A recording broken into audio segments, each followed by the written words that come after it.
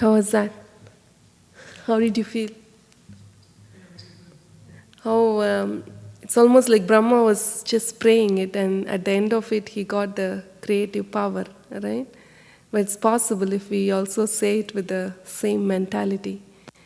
And one more point I got reminded was in the verse 552, which talks about the sun.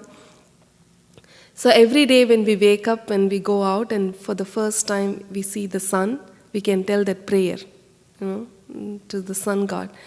And also, sometimes it is said that in our Shastras also said how our consciousness will be polluted if we see some contaminated scenes or people who are very demoniac mentalities, our consciousness gets affected. And it is said that one can directly come out and without the slippers and anything on the eyes, if one directly sees the sun, I mean, not for a long time, but if you see the sun, you get purified of sins. So every day it's a very good practice to consciously see the sun and acknowledge like he is the time and how much he is providing us, and it's an opportunity to practice gratitude, even in small things. So maybe you could try that. So today Vaisheshika Prabhu is supposed to give the lecture on the power of following the acharyas. It's such a heavy topic, but Prabhuji had to be in Sacramento early this morning, so he's traveling and I'm a substitute. So, and today we'll be discussing on the description of the kingdom of God, 3rd canto, 15th chapter. If you may ask me why that chapter, because there are some courses that are going on here at ISV where like anybody can join and read the scriptures. So as part of that we are doing our Bhakti Vaibhava. In that we are reading the 3rd canto. So we thought it'll be appropriate to read this chapter and find out how it is. So before we go into the chapter, we'll offer our prayers to the acharyas and invoke their mercy. So we really get some benefit, and with more attention and more devotion, we can do this to please them. So let's bring up the prayers. Big one, bros. Yeah, full.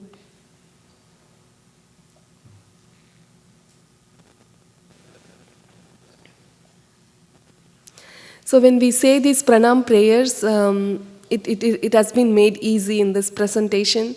Like every acharya is being shown.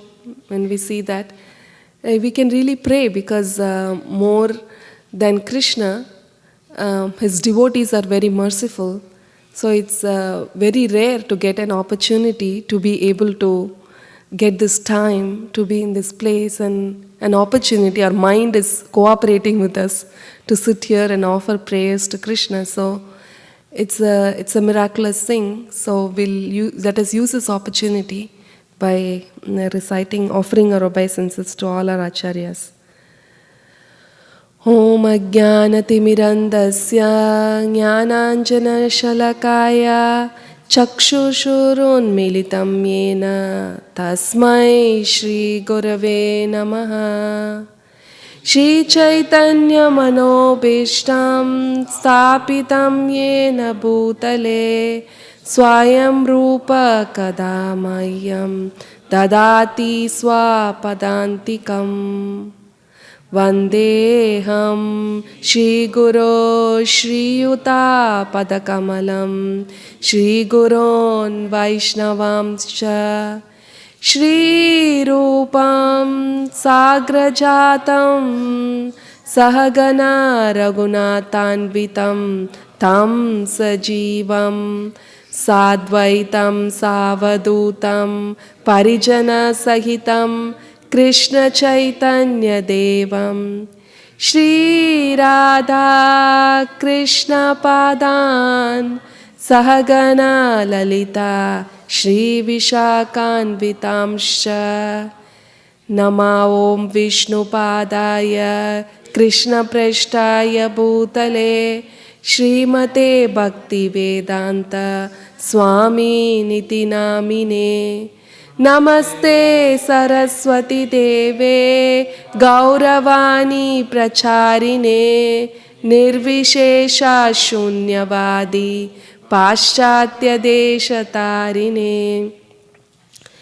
Shri Nabadwip परप्रदीपः सन्दीप्यमान सततो भुविः चेतस्तमोहन्ति हि यस्य यत्नात् तं कीर्तयाम प्रभुपाददेवं।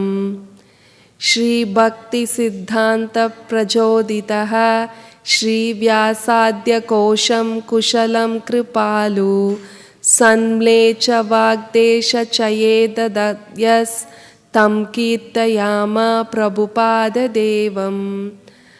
आचद्यते यत्परतर्कदृश्ये गोविन्दमूर्त्युज्ज्वल भास्करेण अद्वैतिकद्योतकुलं जगत्यां तं कीर्त्यमान प्रभुपाददेवम्।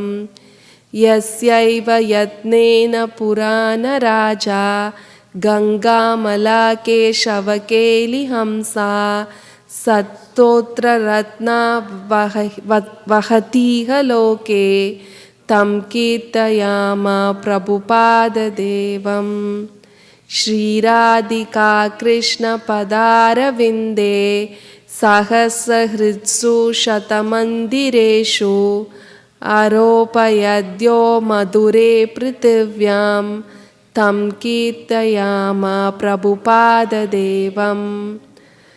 कौशल्यधैर्यस्य सहस्रशास्त्र शस्त्रतिवर्षैः प्रतिहन्यते हि चण्डाकलेर्मोहचमूर्हतेन तं कीर्तयाम प्रभुपाददेवम्।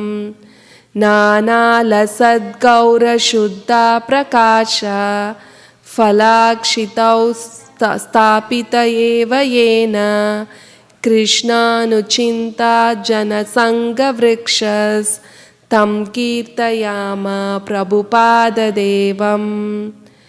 यो नित्यदा जीवति दैविकीशो निजाशु शिक्षासु तु सानुगामी कृपां बुधिर्नन्दसुताश्रितात्मा तं कीर्तयाम प्रभुपाददेवम्। नमो ॐ विष्णुपादाय कृष्णप्रेष्ठाय भूतले श्रीमते भक्तिसिद्धान्त सरस्वतीति नामिने श्रीवर्षभानवि देवी दायिताय कृपाब्धये कृष्णसम्बन्धविज्ञान दायिने प्रभवे नमः। माधुर्योज्ज्वलप्रेमाद्य श्रीरूपानुगभक्तिदा श्रीगौरकरुणाशक्ति विग्रहाय नमोऽस्तु ते। स्ते गौरवाणी श्रीमूर्तये दीनतारिणे रूपानुगविरुदाप सिद्धान्तद्वान्तहारिणे नमो गौरकिशोराय साक्षात् वैराग्यमूर्तये विप्रलम्बारसाम्बोधे पादाम्बुजाय ते नमः।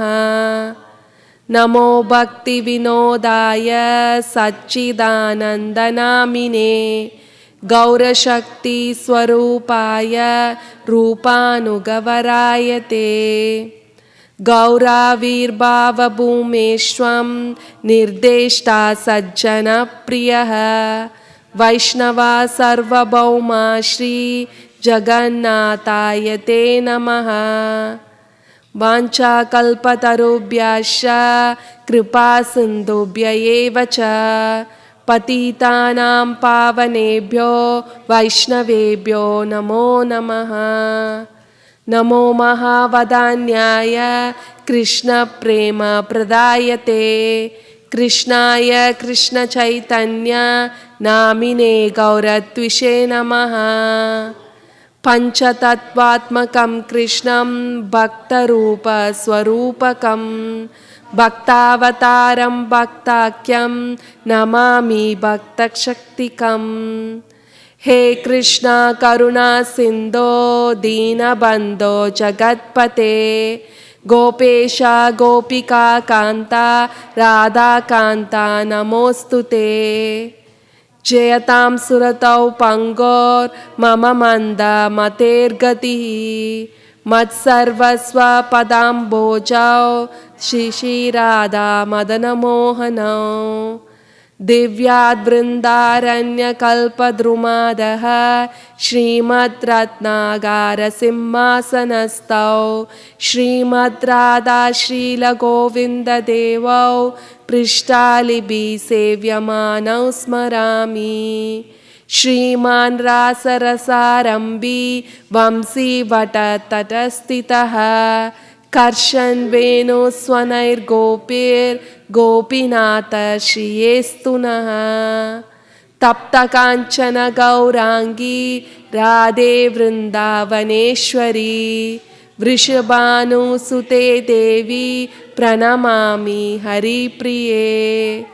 वृन्दायै तुलसीदेव्यायै प्रियायै केशवस्य च विष्णुभक्तिप्रदे देवी सत्यवत्यै नमो नमः। नरसिंहा जय नरसिंहा जय जय नरसिंहा प्रह्लादेश जय पद्मा मुख पद्मा भृंगा मत्समो नास्ति पापात्मा नापराधी च कश्चन परिहारे अपि लज्जा मे किं ब्रूवे पुरुषोत्तमा। युवतीनं यथा यूनि यूनं च युवतौ यथा मनो अभिरमते तद्वान् मनो मे रमतां त्वयि। भूमौ स्खलितपादानां भूमिरेवावलम्बनं त्वयि जातापराधानां त्वमेव शरणं प्रभो। गोविन्द वल्लभे राधे प्रार्थये त्वामहं सदा त्वदीयं निति जानातौ गोविन्दो मां त्वया सह। राधे वृन्दावनाधीशे करुणामृतवाहिनी कृपया निजपादाब्ज दास्यं मह्यं प्रदीयताम्। वन्दे नन्दव्रजस्त्रीणां पादरेणुम् अभीक्ष्णशः यसां हरिकथो गीतं पुनाति भुवनत्रयम्। न मां चेष्टं मनमपि शुचिपुत्रम् अत्र स्वरूपं श्रीरूपं तस्याग्रजम् उरुपुरीं मातुरीं गोष्ठवातीं राधाकुण्डं गिरिवरमहो राधिका माधवाशां प्राप्तो यस्य प्रतीता कृपया श्रीगुरुं तं नतोऽस्मि। आददानस्तृणं दान्तैरिदं याचे पुनः पुनः श्रीमद्रूपपदाम्बोजा राजोऽहं स्यां भवे भवे भवेहन्तायम् अद्रिरबला हरिदासवार्यो यद्रामकृष्णचरणस्पर्शप्रमोदः मानं तनोति सह गोगणयोस्तयोर्यत् पानीयसूयवसकन्दरकन्दमूलये। जय श्री कृष्ण चैतन्य प्रभु नित्यानंद श्री अद्वैत गदाधरा श्रीवासादि गौर भक्तवृंदा। हरे Krishna Krishna Krishna Hare Hare Hare Ram Ram Ram Hare Hare.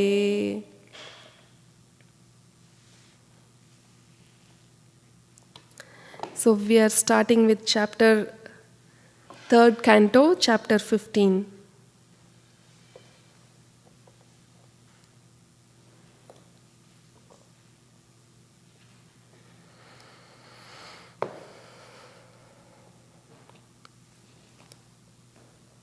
Anybody has any idea about what it is? About the third canto? Or where this appears? So, in the previous chapter, what happens is Diti becomes pregnant, and since she got pregnant at a very wrong time, as it's the two forbidden souls took shelter of her, and what is a manifestation of that activity that she said that she did is what is being explained in this chapter. It's a continuation of the previous chapter. Like as soon as she become pregnant, Kashyapa's wife Diti, at the wrong time in the evening where they are supposed to worship, and it affects the entire universe, and all the demigods are afraid of the situation, and they are approaching the demigods, and that is what is being discussed in this chapter. So in a quick summary, what happens is in verses 1 and 2, it explains about what she did and what happened to the demigods, and then the whole universe was like dark. There was no light of sun or moon, so they were afraid. The demigods were afraid that why is this happening, but they didn't have full knowledge of what is happening. So they went to Brahma and they offered their prayers and explained their situation. So in the process of offering their prayers, they also glorify Brahma and how he is great. So this is the etiquette. Like whenever we talk to anybody, even in all the prayers that we see in the Shastras, we see that first you glorify the person. It's not that more they want to be glorified, but you qualify yourself and become more deep in your understanding of how great they are. So in mundane world, we think that if we glorify a person, like you're just getting his favor and increasing his, changing his attitude towards you so that you can get a favor. But that is there, but in a spiritual sense, we glorify the person first in order to establish ourselves in the higher qualities, in the good qualities that the devotee possesses, so that we can be more convinced when we submit ourselves to those personalities. So the demigods first glorify Brahma of how he is great and he is the topmost person and nothing happens without his knowledge. So they offer their prayers. First they glorify him and then they submit to him and they explain the situation of why this is happening. And in the process of that, Brahma explains his 4 children, the 4 Kumaras. Who are they? Who are the 4 Kumaras? Anybody knows the name of them? Name of the Kumaras? You can take this. Prabhuji.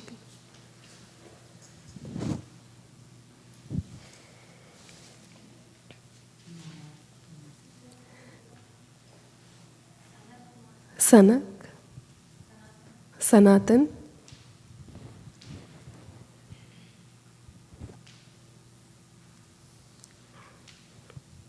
Sanandan, and Sanat Kumar. Very good.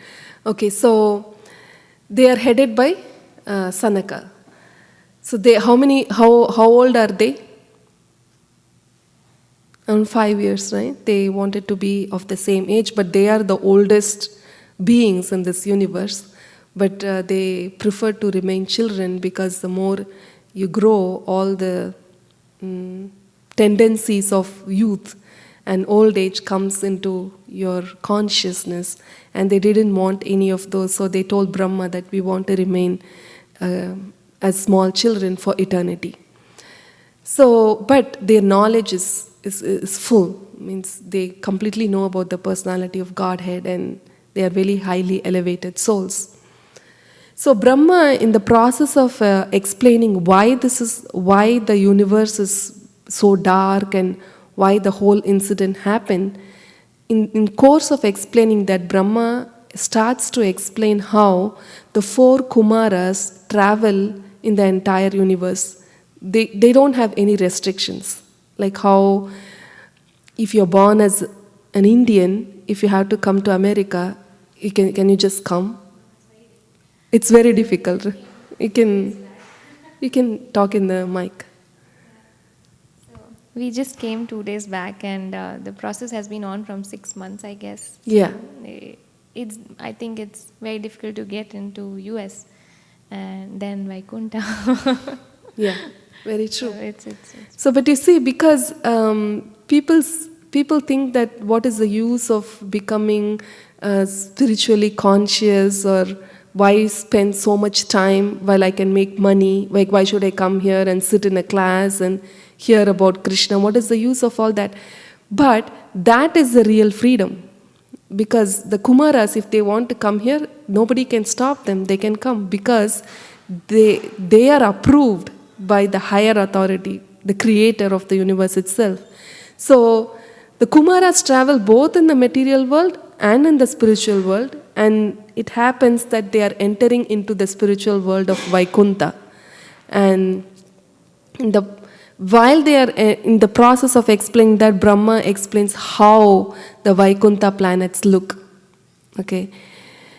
So why is that Brahma is explaining that, and why is it there in the Bhagavatam? For example, if I start explaining about Vaisheshika Prabhu gives this example of Hawaii, that how is the temperature, like year-round temperature is in 70s, and there are birds everywhere, and they're full of lakes and clear waters. And if a person goes on explaining the good qualities of a person or a place, what happens?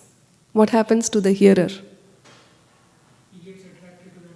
He gets attracted to that place, right? Suppose if I go to my kid and I talk about Disneyland, how it is, then the Donald Duck and all the Mickey Mouse and everybody, then the child imagines that and it wants to be there and it wants to go. And you take a ticket and you start some action, isn't it? Like that, we are also kids in one sense. So in Bhagavatam, it is explained how the Vaikuntha Puri looks like. And we will be reading, it's very few shlokas, and the more we read it, the ultimate thing is it should result in action, or at least a desire that we have to be there, and we should take some direction, some action in that direction. That's the ultimate purpose of it. So let's start reading from verse 3.15. We'll read the verse and the purport. 3:15.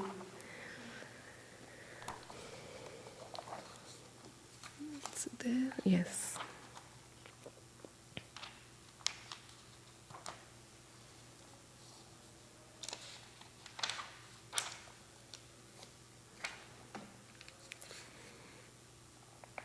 Yatra chadyah pumanasте Ade pumanaste Bhagavan Shabda Gocharaha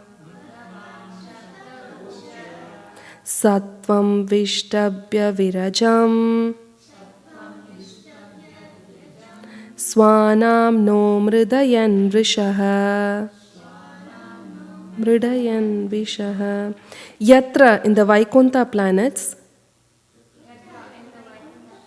Cha and Adayaha original, Puman person, Aste is there, Bhagavan the personality of Godhead, Shabda Gocharaha understood through the Vedic literature, Sattvam the mode of goodness, Vishtabhya accepting, Virajam uncontaminated, Swanam of his own associates, Naha us, Mridayan increasing happiness, Vrishaha the personification of religious principles. In the Vaikuntha planets, please repeat, is the Supreme Personality of Godhead, who is the original person and who can be understood through the Vedic literature. He is full of the uncontaminated mode of goodness, with no place for passion or ignorance. He contributes religious progress for the devotees. Purport by Srila Prabhupada. Prabhupada ki jai. The kingdom of the Supreme Personality of Godhead in the spiritual sky cannot be understood by any process other than hearing from the description of the Vedas. No one can go see it. In this material world also, one who is unable to pay to go to a far distant place by motorized conveyances can only understand about that place from authentic books. Similarly, the Vaikuntha planets in the spiritual sky are beyond this material sky. The modern scientists who are trying to travel in space are having difficulty going even to the nearest planet, the moon. To say nothing of the highest planets within the universe. There is no possibility that they can go beyond the material sky, enter the spiritual sky, and see for themselves the spiritual planets Vaikuntha. Therefore, the kingdom of God in the spiritual sky can be understood only through the authentic descriptions of the Vedas and Puranas. In the material world, there are three modes of material qualities: goodness, passion, and ignorance. But in the spiritual world, there is no trace of the modes of passion and ignorance. There is only the mode of goodness which is uncontaminated by any tinge of ignorance or passion. In the material world, even if a person is completely in goodness, he is sometimes subject to be polluted by tinges of the modes of ignorance and passion. But in the Vaikuntha world, the spiritual sky, only the mode of goodness in its pure form exists. The Lord and His devotees reside in the Vaikuntha planets, and they are of the same transcendental quality, namely Shuddha Sattva, the mode of pure goodness. The Vaikuntha planets are very dear to the Vaishnavas, and for the progressive march of the Vaishnavas toward the kingdom of God, the Lord Himself helps His devotees. So first of all, even when we plan travel, if we are planning to go to India, what makes us more attracted towards that is a person who's living there. My mom is there. My dad is there, right? Why would I go to Vaikuntha? Not because it's full of opulences and so many other things. Because my father is there. My Supreme Father is there. And it's, as we discussed in the beginning, it's not like going to any other place where you have to, where the country puts so much restrictions on you coming into their country, isn't it? But here it is said, the last sentence, if you see, God Himself helps those persons who want to come into Vaikuntha. I was just hearing in a lecture, like if anybody gives us an invitation, like for their marriage or like housewarming ceremony or something like that, if they come and give you an invitation, like not like an e-invitation, like usually in olden days they used to give papers, like nicely designed invitations. Any decent person or a cultured man would accept the invitation and try to attend the place or visit the place, right?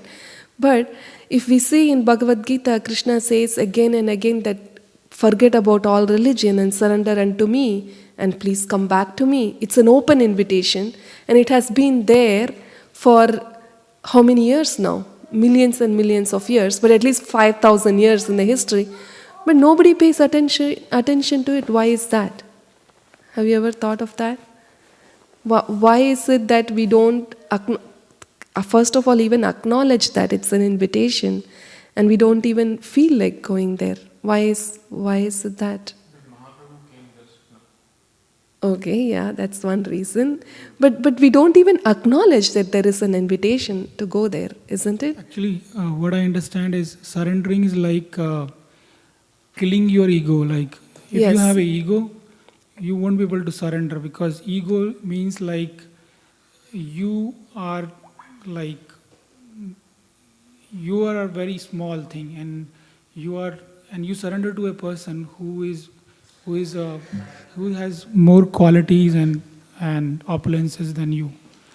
And if you surrender to that person, means you are no more there. So Fear of surrender. yeah, so Fear your of ego is killed, because we always associate ourselves with this body. Body means your relations, your designation, your money, and all that, which is associated with this body. And surrendering means you Giving don't. that all up. Yeah, so you Okay, have yes. to give that up, and that is very difficult. Yeah, for thank you people. for setting the perspective for this class. Yes, we don't want to do that because we have fear of, and fear that we might lose the opportunity to enjoy. We might lose the freedom, right? But the nature of the, like in this material world we have prison, right? If I catch anybody and put it in a prison, or even if I put a bird in a cage, what does it do first thing? It tries to come out. A person in a prison is counting, like, when can I come out, isn't it? But this entire material world is a prison, and Krishna wants you to come out of it. And he has doors open, but we don't want to go. You see? That's how it has. If Krishna designs something, nobody can escape it.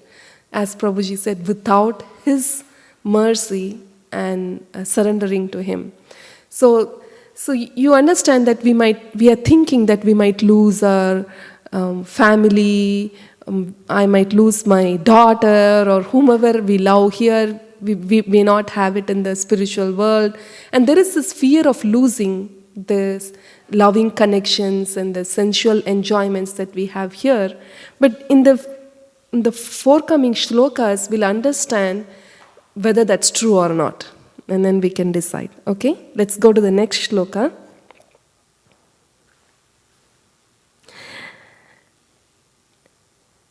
In those Vaikuntha planets, there are many forests which are very auspicious. In those forests, the trees are desire trees, and in all seasons they are filled with flowers and fruits, because everything in the Vaikuntha planets is spiritual and personal. Purport. In the Vaikuntha planets, the land, the trees, the fruits and flowers, and the cows, everything is completely spiritual and personal. The trees are desire trees. On this material planet, the trees can produce fruits and flowers according to the order of material energy. But in the Vaikuntha planets, the trees, the land, the residents, and the animals are all spiritual. There is no difference between the tree and the animal, or the animal and the man. Here the word murtimat indicates that everything has a spiritual form. Formlessness as conceived by the impersonalists is refuted in this verse. In the Vaikuntha planets, although everything is spiritual, everything has a particular form. The trees and the men have form, and because all of them, although differently formed, are spiritual, the trees and the men have form, and because of all of them, although differently formed, are spiritual, there is no difference between them. This is a very important aspect, right? As we see here,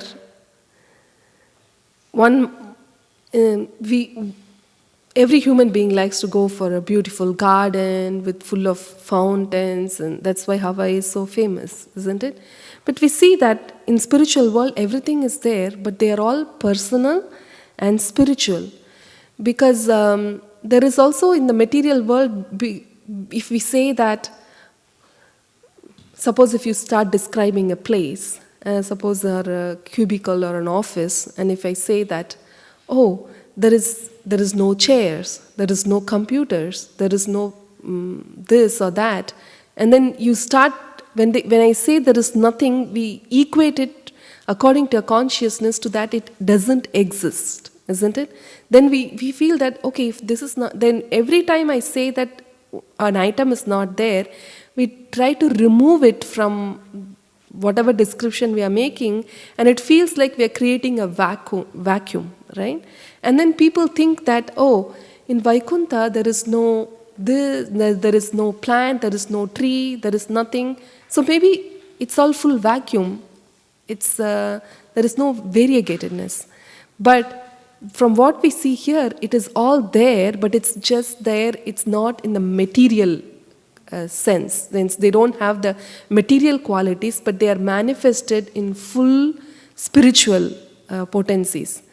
But here what happens is when we say different things exist, then there is the variegatedness creates inequality, isn't it? Like for example, why is he rich and I am poor? Because there is modes of nature and there is karma, isn't it? Because you did good, you're in mode of goodness, and things that happen in your life are good. And somebody has done bad actions, he's in mode of ignorance, and he is suffering, isn't it? So there is variegatedness in the material world, but that variegatedness creates inequalities in this material world. But in spiritual world, everything is there. But it creates an equality because it is spiritual, and everything is meant for the pleasure of Krishna. So I would like to just relate the story that I have shared before, that my Guru Maharaj used to say, I heard from my friends, is that there was one village and nobody knew what a train means. It's just an allegorical story. So they selected an intelligent person from their group and they sent him to the outskirts of the village. There were tracks, and he said, just wait here and find out what the train means. So he was just waiting, and the train was coming, and he saw two lights, and then he got so excited, and he just ran, and he told that, oh, a train means light. It's just full of light that comes towards you. And now the villagers thought like, okay, it's light, maybe there is something beyond that light. So they said, okay, go now and find what is beyond that light. So he went for the second time, and he waited until the light came closer to him, and then he saw the body of the train going, and he just ran back and said that, oh, it's just light, but followed by some big, like a body. It has a body. And then they wanted to know more, like, is there anything, do I have anything to do with the train? And then they sent him the third time. Now he knew that there is light and there is body. Now he wanted to watch a little closer, like what is inside. So he waited, and he saw people like him, like spending chai and everything. He thought like, oh, I can be there. So now he got, because his knowledge is increased like that, like some people say that God is light. Okay, what is that light? You have nothing to do with the light. Nobody wants to just be a light and sit there, right? Illuminating. But then we can go maybe into the Paramatma aspect of how he is manifested in this entire world. In everything you see, there is God. But still, you cannot go so closer with the God. But if you really watch what is happening in Vaikuntha, it's like what's happening within the tree. There are people, there are gardens, there are fountains, everything is there. There is variegatedness, but that variegatedness that you can relate to, but it creates inequality within that because it's fully spiritual and personal and is done for the satisfaction of the Lord. And that is a very important understanding to have, how we can relate to it. Okay, so if kids stay quiet, they get a prize in the end. You know what? So if you just sit, you'll get a prize in the end, okay? Yeah, because everybody wants to hear. Otherwise, Krishna will be unhappy. Yeah, very good boy. Sit. Okay, so now let's move on to the next verse. One Yes, question. Prabhuji. In the last sentence, they said, although they are differently found, but there is no difference between them. Yes, yeah. So, I mean, in Vaikuntha, spiritual world, everybody is in their original form, that is a spirit soul. Mm-hmm. And every spirit soul has like Sachidanand kind of Realization.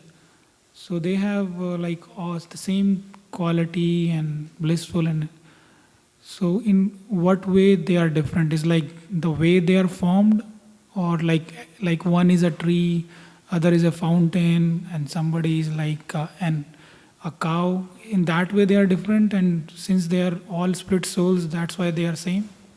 Is that what it means? It's on the. Remember, we have the 5 rasas, Shanta, Dasya. So, it's in this material world, a person is a different. How do we characterize them? A person is depends on the status, isn't it? Like the level of enjoyment and the level of consciousness that has been developed. But there is a paradigm shift when we go to Vaikuntha. Because first of all, there is no modes of material nature and there is no karma.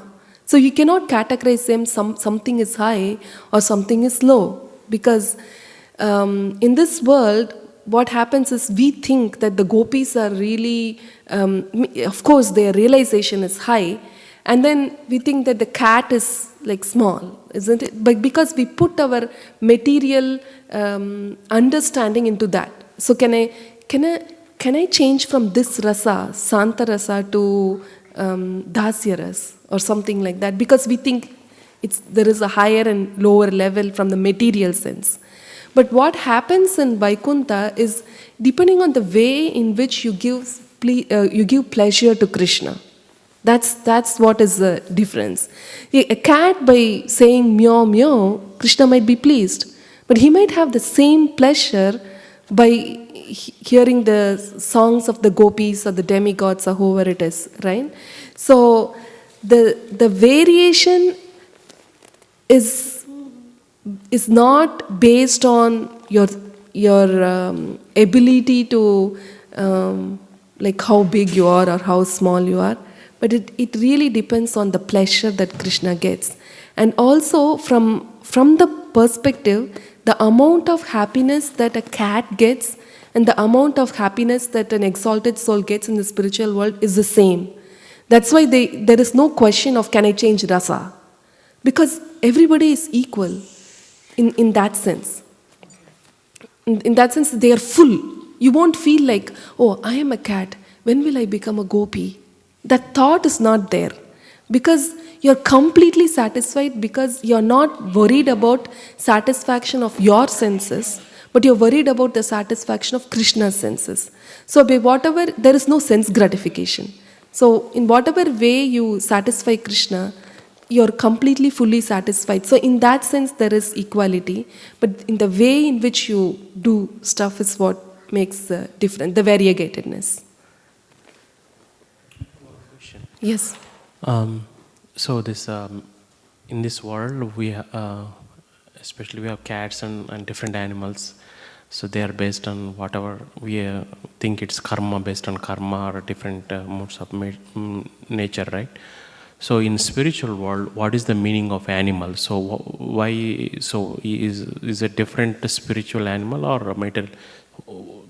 Because most of them are mode of goodness.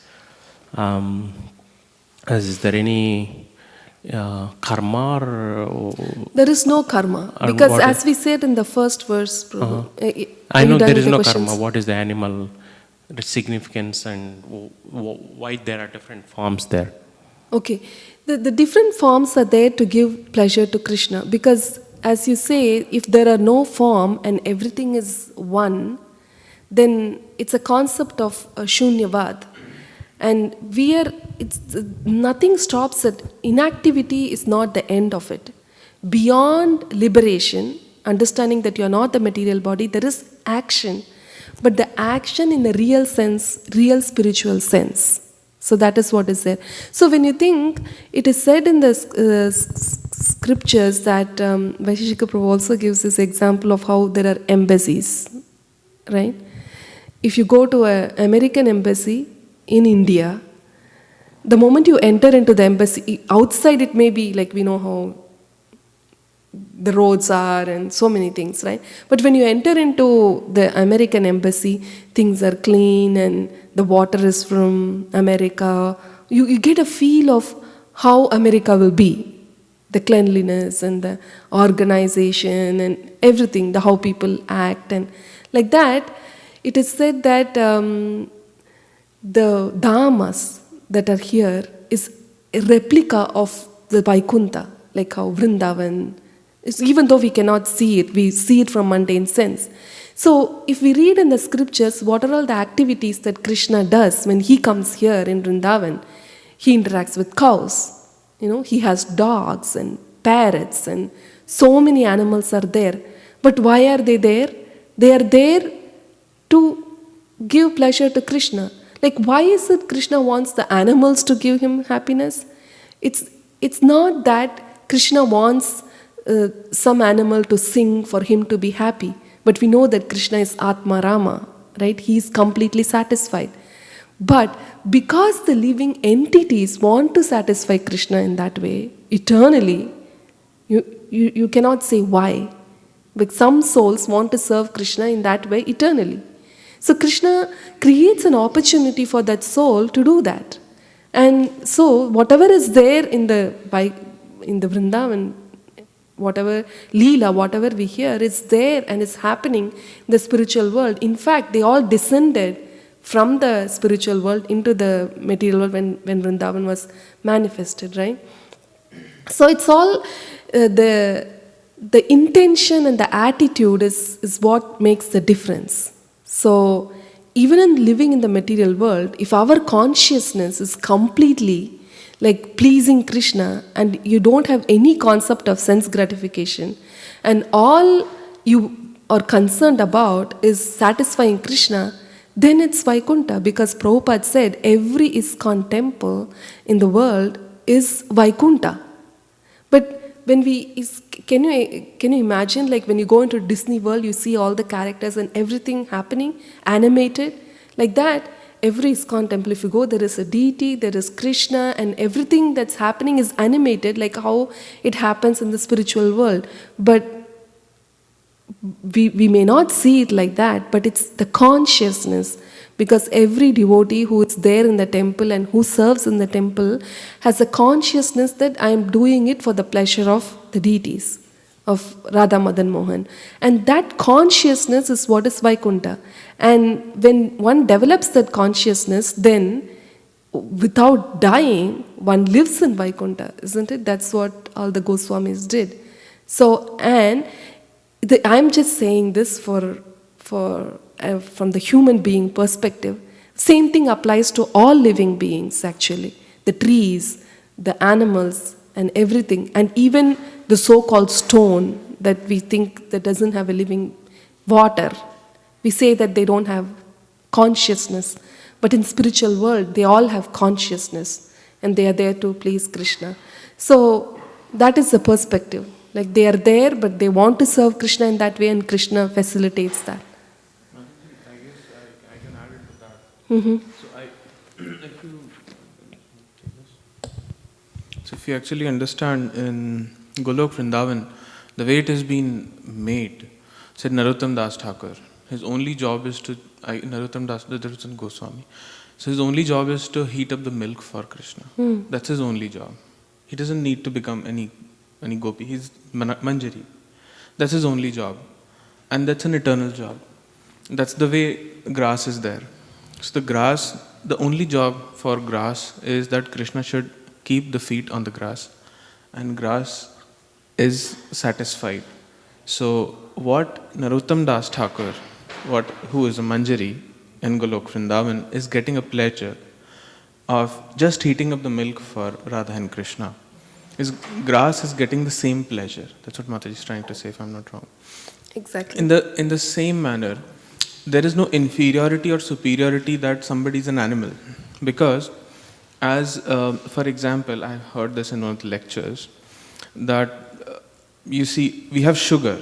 So sugar, the taste of the sugar is supposed to be sweet. So that's its nature to be sweet. So we have nature to serve. Now that's a first level of understanding. The second level of understanding, what to serve and how to serve. So a particular kind of sugar is supposed to be mixed in milk. You cannot take mishri and milk, mix in milk. you're supposed to take the grinded sugar. In the same way, we have our own Swarupa. When we get our Swarup Siddhi, then we get to know who we are in Golok Vrindavan. Are we gopis? Are we a cow? Are we like, there are many entities. So who we are. So in that kind of thing, we get the Swarup Siddhi. Once we get the Swarup Siddhi, then we come to know who we are. And we are happy in that situation, eternally. So that is the happiness. And that happiness is actually rasa. So what happens in that rasa is, it's a give and take. You give pleasure to Krishna and Krishna multiplies it and give it to you. Your intention is just to give him pleasure. Your intention is not to take the pleasure from Krishna. So, I mean, that I guess in short should summarize that. Thank you, Prabhu. Thank you very much. So, can we move on? Okay. So, we are supposed to read the 17th. In the Vaikuntha planets, the inhabitants fly in their airplanes accompanied by their wives and consorts and eternally sing of the character and activities of the Lord, which are always devoid of all inauspicious qualities. While singing the glories of the Lord, they deride even the presence of the blossoming Madhavi flowers, which are fragrant and laden with honey. Purport. It appears from this verse that the Vaikuntha planets are full of all opulences. There are airplanes in which the inhabitants travel in the spiritual sky with their sweethearts. There is a breeze carrying the fragrance of blossoming flowers, and this breeze is so nice that it also carries the honey of the flowers. The inhabitants of Vaikuntha, however, are so interested in glorifying the Lord that they do not like the disturbance of such a nice breeze while they are chanting the Lord's glories. In other words, they are pure devotees. They consider glorification of the Lord more important than their own sense gratification. In the Vaikuntha planets, there is no question of sense gratification. To smell the fragrance of a blossoming flower is certainly very nice, but it is simply for sense gratification. To smell the fragrance of a blossoming flower is certainly very nice, but it is simply for sense gratification. The inhabitants of Vaikuntha give first preference to the service of the Lord, not their own sense gratification. Serving the Lord in transcendental love yields such transcendental pleasure that in comparison, sense gratification is counted as insignificant. How does that sound? The purports of Bhagavatam are Prabhupada's spiritual ecstasies. So, this is just a sample. If you read, like suppose if you feel very morose and doesn't know, completely distressed and you can't sleep, nothing happens. Just take Bhagavatam and read for like 30 minutes or something. You really feel like Prabhupada is personally talking to you. There will be one point that will just answer your questions. It will satisfy your soul. And the way in which Prabhupada puts in is like he has lived through the life, the material life like you and me, for 70 years. He was a family man. Yeah, and he is an acharya. Yeah, and he knows like what it means to live in this material world. So, and he has put all that in his purports. So we are very fortunate. So any realizations on this verse? Sure. This in turn is like, this we can also relate to the 10th canto of Bhagavatam, where actually gopis are really cursing Brahma. That's why you made the blink of eyes. I mean, don't you know how to make bodies? Yes. So this is like kind of the same thing. Because, mentality. Yeah, the mentality, the consciousness is pretty much same because, and now we can actually see how it gets, it's a replica. Out here it's replica because they're not liking the breeze over there because it's touching their senses and it's like kind of disturbing, though it's very soothing. In the same way, blinking of the eyes for anyone should soothe their eyes. But it's not soothing for gopis because when they are looking at Krishna constantly, they have to do it because either their eyes get watery or something. So you just have to blink for once. And for that blink, they're cursing Brahma. Yeah. Why exactly. don't you know how to make eyes? Thank you, yes. Because You know that Akbar and Birbal story, right? Akbar says that the desire for sense gratification reduces after a certain age, and then Birbal brings in a dying man, he brings in a young woman, and then he immediately looks up with so much eagerness. That's material world. But here we see how they fly in their airplanes accompanied by their wives and consorts and eternally sing the character and activities of the Lord. Because as Vaisheshika Prabhu says, the form of a woman is the most enchanting form in the material world. Like anybody can attracted towards that. And each and every lady in Vaikuntha is like goddess of fortune, like millions of apsaras put together. But these men are not attracted towards them. Why is that? Because Prabhupada says in the service, because here everybody gets attracted towards each other because the goal is my sense gratification. How do I satisfy my senses? But there, you really don't care. Everything happens. Whatever in this material world is happening in the spiritual world, but the center is Krishna. But that's why Bhaktivinoda Thakur says, in a home, even in our houses and in communities, if we do like that, like everything can happen. One can marry, one can get children, one can go to work and everything. But if the center is Krishna and the purpose is to gratify Krishna's senses, then everybody can do that. And our acharyas, especially like Bhaktivinoda Thakur, has proven that how this is possible even in this material world. So that's an important point to note. And the other point that Prabhuji mentioned. There were 2 points. In this one, the first point is that, second point is sense gratification is also, I heard it in Radhanath Maharaj's lecture. I heard it in Radhanath Maharaj's lecture that it's like sense gratification more like, the Maya, which actually catches you.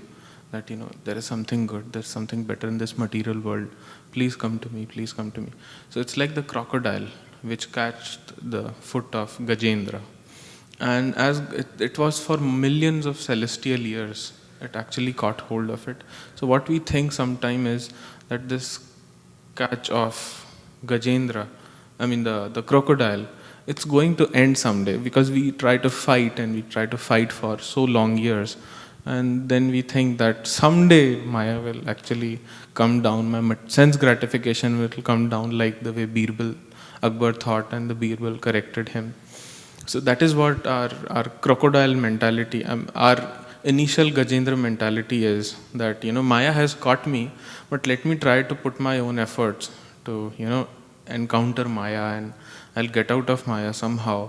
And then we fight with Maya. So then the final thing which we left out with the flower which we have to offer to Krishna. And then Krishna can come personally and with Sudarshan, what he can do to crocodile. So that way, only he, it doesn't matter how many celestial years we fight, we are fighting from eternity. You're not able to do it. That is the sense gratification, the power of sense gratification on us. So, but if we take surrender, shelter of Krishna, Krishna can take Sudarshan. It's not very tough for him to take sense gratification out of our minds. Yeah, thank you very much, Prabhuji. Wonderful point. So, let's go to the next verse. When the king of bees hums in a high pitch, singing the glories of the Lord, there is a temporary lull in the noise of the pigeon, the cuckoo, the crane, the chakravaka, the swan, the parrot, the partridge, and the peacock. Such transcendental birds stop their own singing simply to hear the glories of the Lord. This purport, this verse reveals the absolute nature of Vaikuntha. There is no difference between the birds there and the human residents. The situation in the spiritual sky is that everything is spiritual and variegated. Spiritual variegatedness means that everything is animate. There is nothing inanimate. Even the trees, the ground, the plants, the flowers, the birds, and the bees are all on the level of Krishna consciousness. The special feature of Vaikuntha Loka is that there is no question of sense gratification.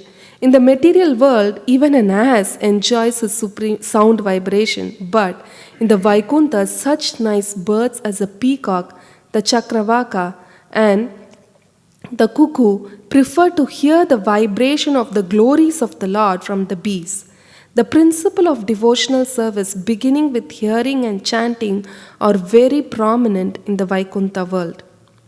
Considering the time, I'll just read through and then we'll discuss. So we had to finish it at 10 o'clock. At least we'll know how Vaikuntha is before 10 o'clock.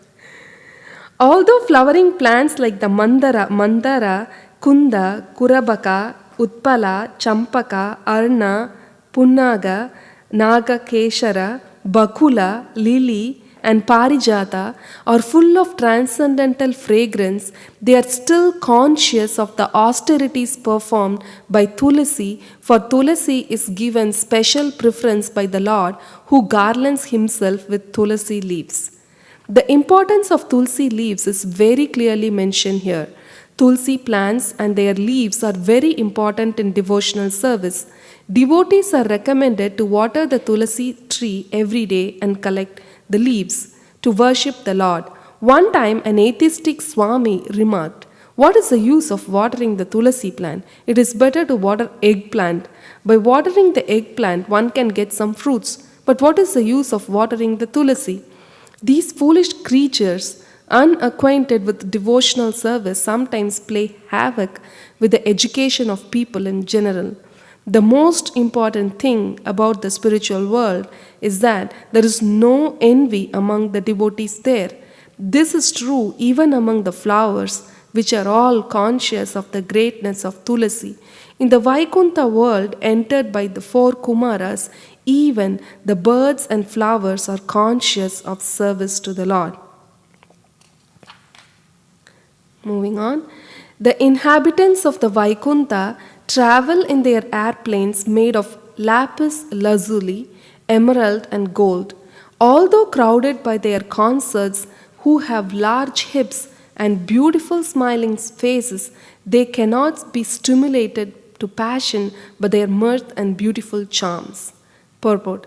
In the material world, opulences are achieved by materialistic persons by dint of their labor. One cannot enjoy material prosperity unless he works very hard to achieve it. But the devotees of the Lord who are residents of Vaikuntha have the opportunity to enjoy a transcendental situation of jewels and emeralds. Ornaments made of gold bedecked with jewels are achieved not by working hard but by the benediction of the Lord. In other words, devotees in the Vaikuntha world or even in this material world cannot be poverty stricken as is sometimes supposed. They have ample opulences for enjoyment, but they need not labor to achieve them. It is also stated that in the Vaikuntha world, the consorts of the residents are many, many times more beautiful than we find in this material world. Even in the higher planets, it is specifically mentioned here that a woman's large hips are very attractive and they stimulate man's passion. But the wonderful feature of Vaikuntha is that although the women have large hips and beautiful faces and are decorated with ornaments of emeralds and jewels, the men are so absorbed in Krishna consciousness that the beautiful bodies of the women cannot attract them. In other words, there is enjoyment of the association of the opposite sex, but there is no sexual relationship. The residents of Vaikuntha have a better standard of pleasure, so there is no need of sex pleasure. Moving on, the few more verses. The ladies in the Vaikuntha planets are as beautiful as the goddess of fortune herself. Such transcendently beautiful ladies, their hands playing with lotuses and their leg bangles tinkling, are sometimes seen sweeping the marble walls which are bedecked at intervals with golden borders in order to receive the grace of the Supreme Personality of Godhead. In the Brahma Samhita, it is stated that the Supreme Lord Govinda is always served in his abode by many, many millions of goddesses of fortune. Lakshmi Sahasra Shatasambhrama Sevyamanam. These millions and trillions of goddesses of fortune who reside in the Vaikuntha planets are not exactly consorts of the Supreme Personality of Godhead, but are the wives of the devotees of the Lord and also engage in the service of the Supreme Personality of Godhead. It is stated here that in Vaikuntha planets, the houses are made of marble. Similarly, in the Brahma Samhita, it is stated that the ground on the Vaikuntha planets is made of touchstone. Thus, there is no need to sweep the stone in Vaikuntha, for there is hardly any dust on it. But still, in order to satisfy the Lord, the ladies there always engage in dusting the marble walls. Why? The reason is that they are eager to achieve the grace of the Lord by doing so. It is also stated here that in the Vaikuntha planets, the goddesses of fortune are faultless. Generally, the goddesses of fortune does not remain steadily in one place. Her name is Chanchala, which means one who is not steady. We find therefore that a man who is very rich may become the poorest of the poor. Another example is Ravana. Ravana took away Lakshmi, Sita ji, to his kingdom, and instead of being happy by the grace of Lakshmi, his family and his kingdom were vanquished. Thus, Lakshmi in the house of Ravana is Chanchala or unsteady. Men of Ravana class want Lakshmi only without her husband. Narayana, therefore, husband Narayana. Therefore, they become unsteady due to Lakshmi ji. Materialistic persons find fault on the part of Lakshmi, but in Vaikuntha, Lakshmi ji is fixed in the service of the Lord.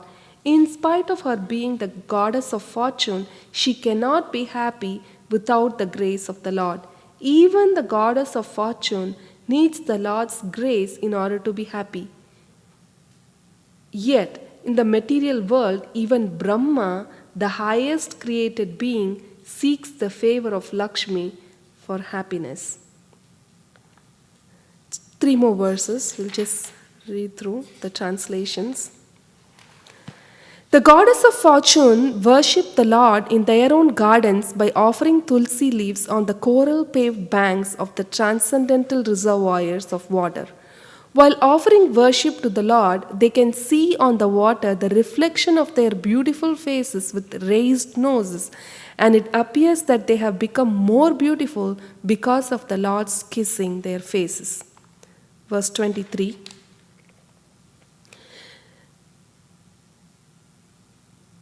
It is very much regrettable that unfortunate people do not discuss the description of the Vaikuntha planets, but engage in topics which are unworthy to hear and which bewilder one's intelligence. Those who give up the topics of Vaikuntha and take to talk of the material world are thrown into the darkest region of ignorance. So let's have some discussion. What point struck your mind? It's sometimes like we sit and imagine, right? People think that people say that one should think. Just sit and you may have to sometimes think and imagine. Like sometimes we have to sit and like feel like all these, bring out all these readings into our minds and think, what did we read? The swans, how will it be? We should try to create those impressions in our hearts, because those, if we read like that and think about it, what happens is in our brain, whatever bad activities, sinful activities that we do, it all samskaras, that we carry those vasanas, and there is a pattern that gets created in our brain. That's why when put in a situation, we always go back to our old ways and we react in the same manner. But the more time we spend in reading and thinking, that's why Krishna says, think about me, always think of me and never forget me, right? That is the core principle of Krishna consciousness. So by doing that, what happens? All the previous impressions, the samskaras that made in the brain pathways, it gets clarified. and we can see things very clearly and move ahead in the right direction. And also another point that caught my attention was how Tulsi is the empress, and people just make like false stories. They create their own theories based on the material motive. But in spiritual world, Tulsi is the empress, and Krishna says it, and everybody just listens to it because Krishna has appointed her to give bhakti to everybody who worships her.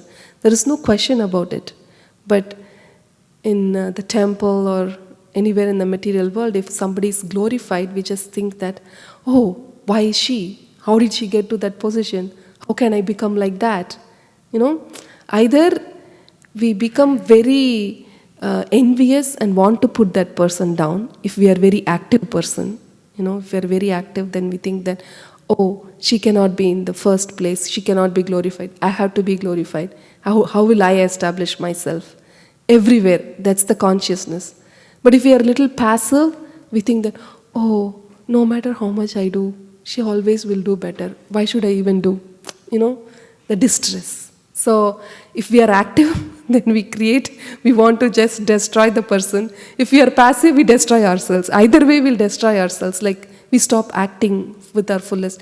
But we see in the spiritual world how Tulsi is the empress and everybody is serving her. And there is no question of me first. You know? That's a very good consciousness that's prevalent in Vaikuntha, that we should learn our lessons, and if we give up that, we can be in Vaikuntha and material world too. Yes, you have some points, Prabhuji, you want to share? Tulsi Maharani, there is one point which is when Satyabhama, the Tulab Bharam was happening, we can imagine that Krishna was not getting pleased by Satyabhama's behavior. I mean, Rukmani told her multiple times that stop acting the way you are acting. It is not good. Krishna actually somehow is not, it's a Leela, but that's going on. And then finally when Krishna is not able to lift, she has put entire her cupboard out as well. I mean, her jewels and all that. When you say her jewels, she's one of the first 8. And when her wardrobe is empty. Enormous amount of wealth. It's like, it's tons of gold. So it's like kind of, Krishna is still not getting up. And so then Rukmani just suggests her, he cannot be subdued by this. You have to put a Tulsi Maharani on top of it. So as soon as she puts Tulsi Maharani on top of it, Krishna gets lifted up and that Tulabharam happens peacefully. That is the power of Tulsi Maharani. That she overpowers the entire wealth, whatever anybody has. So the power of Tulsi Maharani, many times actually people, they just ignore Tulsi Maharani, Ganga Mai. So they just see it as plain water. And how can water change consciousness? These concepts are very inconceivable. How spiritual world is made of Satchitanand. These concepts are very, very inconceivable from material standpoint, because we cannot see something made of Satchitanand. But because our eyes are made of Panch Tattva, then how can we see Satchitanand? They're very inconceivable topics. But people, first we have to have Shraddha, then probably we'll start our journey with that. Because then we'll be able to glorify and appreciate what Tulsi Maharani can really do for somebody. We see Haridas Thakur. Haridas Thakur used to chant 3 lakh rounds. For him, he used to chant in front of Tulsi Maharani and chant 3 lakh rounds. So that's what the importance is. He's taking shelter. Why not we? Yes, exactly. We are, minuscule in terms of, what his caliber and his mood of devotion is. Yes, thank you very much, Prabhuji. And you see lapis lazuli, do you know what it is? It's actually a stone. It's a blue stone, and it's found in the Arabic, in that region. It means in material sense.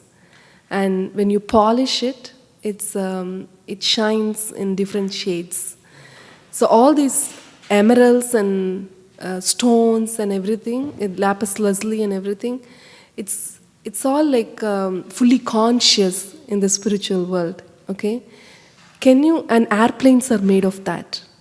Can you think of an airplane being made of such palace with like emeralds and golds lighted? How much heavy it'll be? But it's just floating in the air and without any equipment, because the more it gets bigger and heavier, the more discomfort we feel in the material world, especially airplanes, right? But we can see even from the material perspective how advanced it is in the spiritual world. So we won't lose anything, that's what I'm saying, by going there. Everything is there, but in a very fine sense, because fine sense gratification, but you really don't care for it, actually. And another point is how the Lakshmis are trying to clean the temple just to get the grace of the Lord. The dust is the characteristic of the material world. There is no dust in Vaikuntha, Actually, there is no dust. It gives a lot of relief, right? Because everywhere you clean literally every day, even though it's America, means we considerably less dust when compared to India, but still it becomes dusty when nobody is there, right? But there is no dust in Vaikuntha, but still the Lakshmis go and try to clean the temple. So we can, I know so many devotees here help in cleaning the temple. They are all washed by the Lord, like whatever small service that you do, especially cleaning, we are attracting the grace of the Lord by doing that service. So this is just a glimpse of what is Vaikuntha like. There are more scriptures which give detailed explanations of that. So considering the time, we already went 3 minutes more over 10 o'clock. So thank you all very much for attending and sharing your realizations.